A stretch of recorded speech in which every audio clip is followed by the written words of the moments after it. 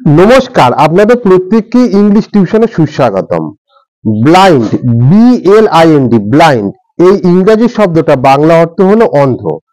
এরপরে সাধারণত দুটো প্রিপোজিশন ব্যবহার করা হয়, একটা হলো ইন আর একটা হলো টু।